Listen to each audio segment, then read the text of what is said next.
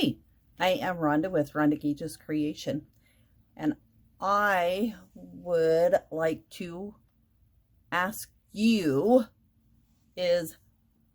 do you know why old people crochet? Studies have shown that creative activities foster emotional, cognitive, and mental health.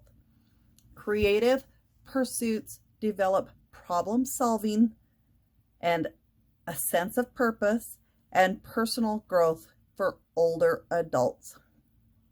The fine motor dexterity of knitting and crocheting stimulates the brain and can improve symptoms of dementia. Thank you.